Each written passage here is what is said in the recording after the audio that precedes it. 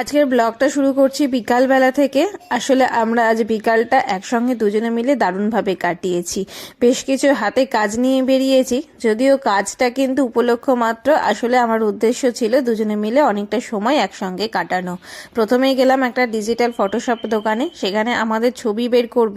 আসলে আমরা বিয়ের যে ছবিগুলো তুলেছিলাম সেগুলো তো অ্যালবামে আছে, কিন্তু আমাদের হাতে কোনো ছবি নেই যে এক একটা ফটো ফ্রেমে বাঁধিয়ে আমরা সেগুলোকে রাখবো। তার জন্যই গেছিলাম।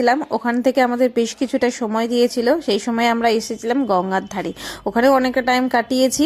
তারপরে ফটো টটো নিয়ে আমরা চলে এসেছি স্কয়ার ফিল্ডে। আর সেদিন এত হাওয়া দিচ্ছিল, পতাকাটা না দারুণ উঠছিল। স্কয়ার ফিল্ডে তো অনেক কিছু বিক্রি হয়, তবে আমরা নিয়েছিলাম আজকে ঘটি গরম।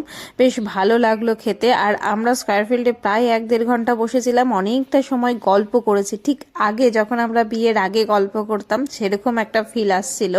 তো বেশ ভালো লাগছিল। অনেকটা রাত্রিও হয়ে গেছিল। আমাদের আরও একটা দোকানে যাওয়ার ছিল, সেখানে গেছিলাম কাঁসা পিতলের দোকানে।